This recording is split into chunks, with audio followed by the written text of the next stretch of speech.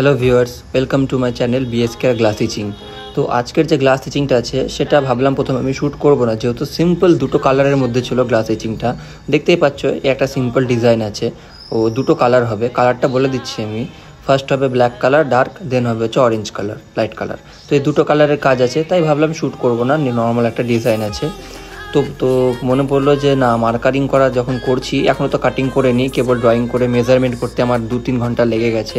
যেহেতু গ্লাসের মাঝামাঝি ডিজাইনটা আমাকে আনতে হতো, তাই আর কিছু শ্যুট টুট করিনি, ফোন দেখে একদম খুব সুন্দরভাবে কাজ করছিলাম।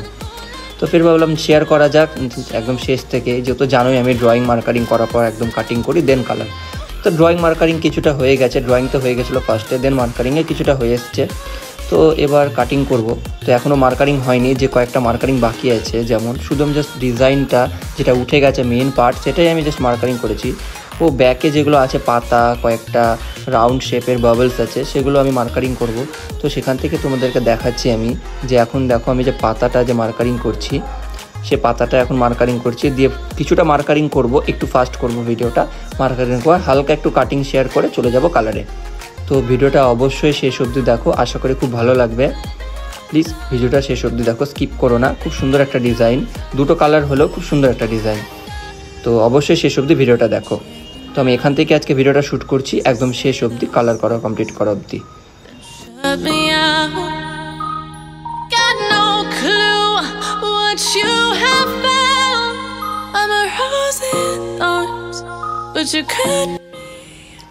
একটু ফাস্ট করলাম, যেহেতু মার্কারিং করতে প্রচুর সময় লাগে, একটু হালকা ফাস্ট করলাম। দিয়ে দেখতে পাচ্ছ যে মার্কারিং করছি, ব্যাক সাইডে কিছু কাজগুলো আছে।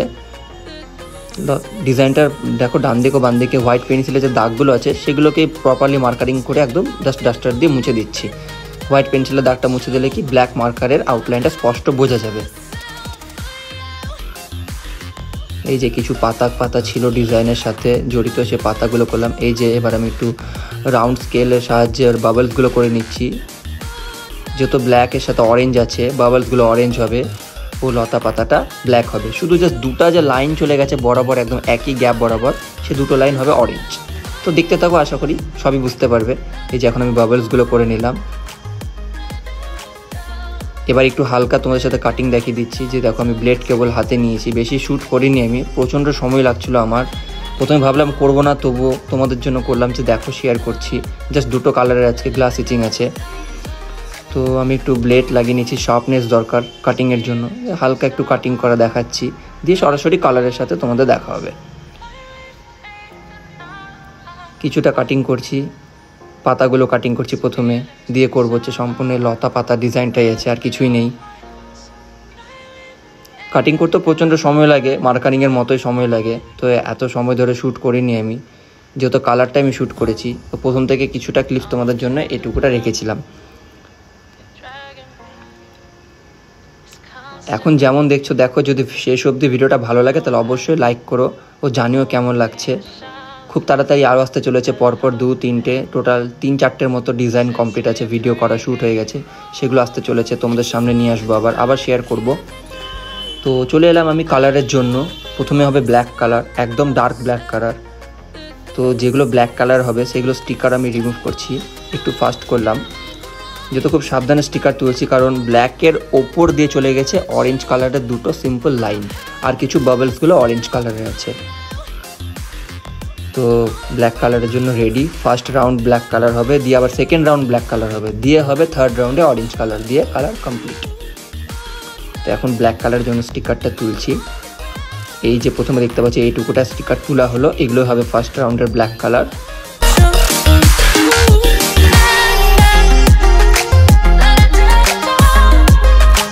কালার রেডি, এখন স্প্রে করব। তোমাদের সাথে আমি স্প্রের সাউন্ডটা শেয়ার করছি, অনেক সময় সাউন্ড আমি মিউট করে দিই, বাট দেখছি যাতে স্প্রে সাউন্ডটা একটু ভালো লাগে শুনতে। খুব সাবধানে আমি দেখো করছি, একদম নর্মাল স্পিডে, একটু ফাস্ট করেছি, হয়তো বুঝতে পারছো, নাহলে অনেক ভিডিওটা লং হয়ে যাবে, অনেক বড়। তো আমি ভালোভাবে একেবারে প্রপারলি ব্ল্যাক কালার করছি, একটু ফাস্ট করলাম তোমাদের জন্য। দেখে লাগছে 3টা 333। এই যে এখানে দেখছো একটু স্টিকারটা উড়ে যাচ্ছে, এটারও একটু আমাকে ব্যবস্থা করতে হবে, না হলে বাদ হয়ে যাবে সম্পূর্ণ গ্লাস। দেখতে পাচ্ছ কতটা গানের প্রেশার, যে ওখানে স্প্রে করছি তো এখানে পর্যন্ত উঠছে। তো ফার্স্ট রাউন্ডের ব্ল্যাক কোট কমপ্লিট। এবার দেন করব সেকেন্ড রাউন্ড ব্ল্যাক কালার। যেহেতু একটার ওপর তল দিয়ে এরকমভাবে চলে গেছে ডিজাইন, যাতে এরকম বোঝা যায়, যাতে মনে হয় না যে একসাথে সম্পন্ন আছে। যেটা বললাম স্টিকারটা উঠে যাচ্ছে, আমার যাতে সমস্যা না হয় তার জন্য আমি একটু বাড়তি যেগুলো স্টিকার তুলে নিচ্ছি ওগুলো দিয়ে ওটাকে চাপা দিয়ে দিচ্ছি, যাতে না উড়ে যায় এয়ার প্রেশারে।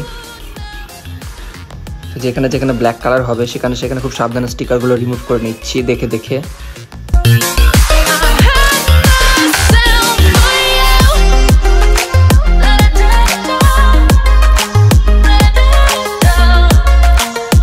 এবার বুঝতে পারছো হয়তো ফার্স্ট রাউন্ড সেকেন্ড রাউন্ড কেন বললাম। ফার্স্ট রাউন্ডে ব্ল্যাক কালার হয়ে গেল, দিয়ে সেকেন্ড রাউন্ডে ব্ল্যাক কালার। বুঝতে পারছো যেহেতু ব্ল্যাকের ওপর দিয়ে যায়নি, ভেতর দিয়ে গেছে ডিজাইনটা। স্টিকারটা খুব প্রবলেম করছে, বুঝতে পারছি না, তবুও ম্যানেজ করলাম, করে আবার শুরু করলাম ব্ল্যাক কালার করা। সেম একই রকম ব্ল্যাক কালার আছে, এটাও জাস্ট ওর ওপর দিয়ে আছে, ওর থেকে একটু হয়তো ডিপ আছে। তো খুব সাবধানে ব্ল্যাক কালারটা করে নিচ্ছি।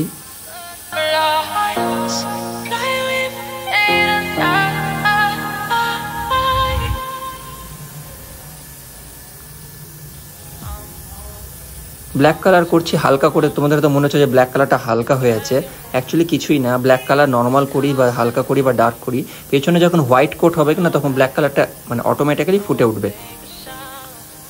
তো একটু আমি ফাস্ট করেছিলাম ভিডিওটা, দিয়ে আবার স্লো করলাম, যেহেতু এইটুকুটা ব্ল্যাক কালার ছিল। দিয়ে আরেকটু দুটো লাইন ব্ল্যাক কালার আছে টোটাল।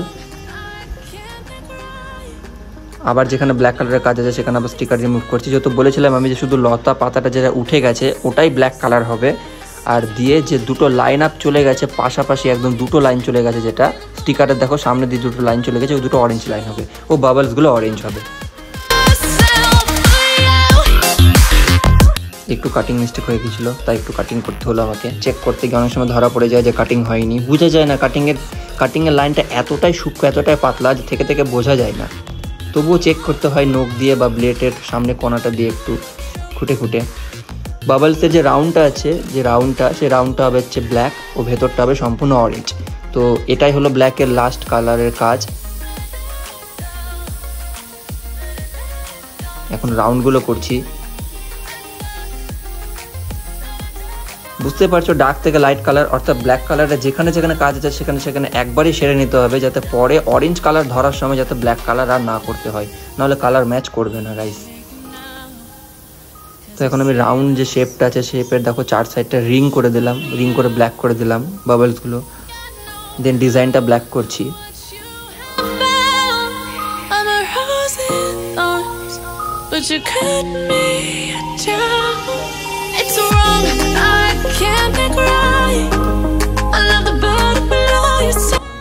যে আবার কাটিংয়ের সমস্যা হয়েছিল বুঝতে পারছি, ঠিক বোঝা যায় না কোথায় কাটিং হয় না হয়। মনে হয় যে সম্পূর্ণ কাটিং হয়ে গেছে, চেক করি ভালোভাবে, কিন্তু পরে বুঝতে পারি না এখানে একটু মিস্টেক আছে। আর এই কালার করার সময় যদি কাটিং ভুল হয়ে যায়, যে কাটিং করিনি, তখন কাটিং করতে খুব প্রবলেম হয়, যেহেতু কালারটা শুকোয় না, যদি হাতে লেগে যায় তো ছোপ হয়ে যাবে। যাই হোক, যেভাবে হোক কালারটা করব, তার জন্য আমি কাটিংটা খুব ইম্পর্টেন্ট, তো খুব কষ্ট করে কাটিংটা করছি। আর দেখো আমি সেফটি ইউজ করছি, মাস্ক আছে, ও সার্জিক্যাল ক্যাপ যেটা হয় সেটাও আছে, তো খুব হেয়ার ফল হবে, যে কেমিক্যালগুলো কালারে যে থাকে সেগুলো হেয়ার ফল খুব হয়, অবশ্যই প্রপারলি সেফটি ইউজ করে কাজ করতে হবে। তো যাই হোক, এটা ছিল হয়ে গেল ডিজাইনটা ব্ল্যাক। এবার দেন এই লাইনটা হবে ব্ল্যাক কালার, দিয়ে চলে যাবো অরেঞ্জ কালারে। তো সেম একবারই আমি কালার ইউজ করছি। দেখো প্রথমে একটু হালকা শেড হয়ে গেল, কালারটা হালকাও এসছে, আবার ওপর দিয়ে দেখো লাইন আপ দিয়ে দিলাম একটা ব্ল্যাক কালারে, দেখো হালকা ডার্ক হলো। এভাবে দুবার তিনবার দিলে হয়ে যায় প্রপারলি কালারটা ম্যাচিং। ফার্স্ট রাউন্ডে কালার করলে হয় না, 2-3 করে আমাকে স্প্রে করতে হয় গান দিয়ে। এখন যতটা একটু বাজে লাগছে দেখতে, ছোপ হয়ে আছে ব্ল্যাকের শেডে, তো কালার কমপ্লিট হয়ে গেলে কিন্তু দুর্দান্ত ততটাই ভালো লাগবে দেখতে।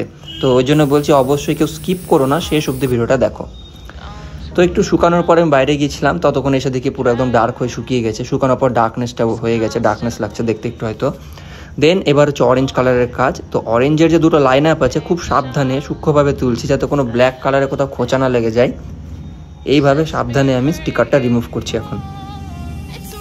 একটু ফাস্ট করলাম 5x, যেহেতু লং হয়ে যাবে না হলে। দেখো আমি খুব সাবধানে স্টিকারটা তুলছি, যেন মনে হয় যে ব্ল্যাকের তল দিয়ে গেছে অরেঞ্জ কালার লাইনটা, বুঝতে পারছো? দেখো ব্ল্যাকের তল দিয়ে গেছে, কিন্তু ব্ল্যাকটা ওপর দিয়ে গেল, দেন ব্ল্যাকের তল দিয়ে গেছে অরেঞ্জ কালারটা, এইরকম যেন লাগে। তো দুটো এরকম সিম্পল অরেঞ্জের দাগ আছে, দেন বাবলসগুলো যেগুলো আছে সেগুলো অরেঞ্জ আছে, ব্যাস আর কিছু নেই। অরেঞ্জ কালারটা খুব মিষ্টি লাগে দেখতে যখন ফুটে ওঠে, এমনিতেও খুব টকটকে কালার করলে ভালো লাগে না, তবুও অরেঞ্জ কালারটা অ্যাকচুয়ালি খুব সুন্দর লাগে। আর বাবলসগুলো তো ব্ল্যাক রাউন্ডের মাঝখানে আলাদাই লাগবে দেখতে।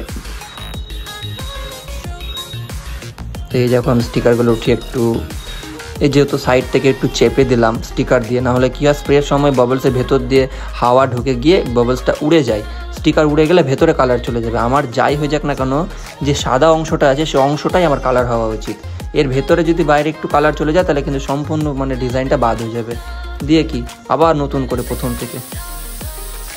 তো এখন অরেঞ্জ কালারটা আমি বানিয়ে নিয়ে এলাম, দেখছি টেস্ট করে সাইডে একটু স্প্রে করে যে ঠিক বেরোচ্ছে কিনা। হ্যাঁ, তো দেখতে পাচ্ছ অরেঞ্জ কালার অ্যাপ্লাই করছি এখন আমি, খুব সাবধানে অরেঞ্জ কালারটা করছি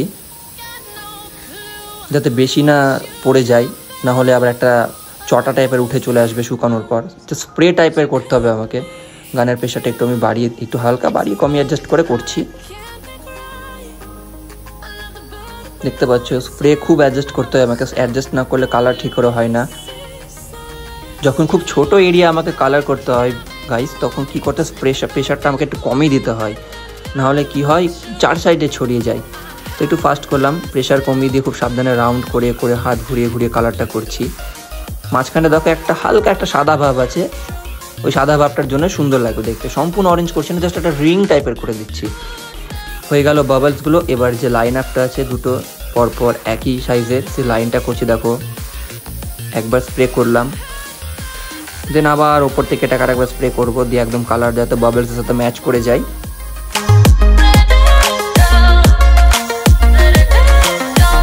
কালার ওয়েস্টেজ করে লাভ নেই, তো অ্যাপ্লাই করে দিলাম যা বেঁচে ছিল গানের মধ্যে। দেখতে পাচ্ছ কালার বেরোচ্ছে, এই দেখো পাতলাভাবে একটা লেয়ার বেরোচ্ছে গানের সামনে থেকে, এটাই স্প্রে।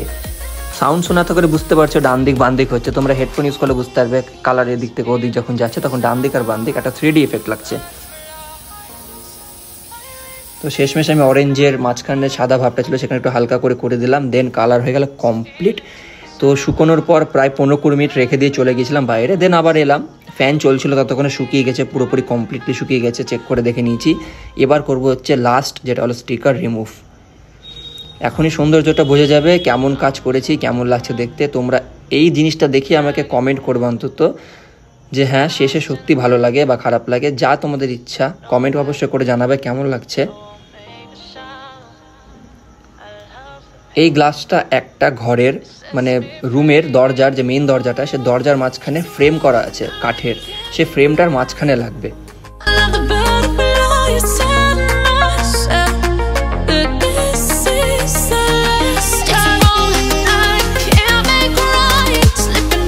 স্টিকারটা খুব সাবধানে রিমুভ করছি, আস্তে আস্তে একটু ফাস্ট করলাম।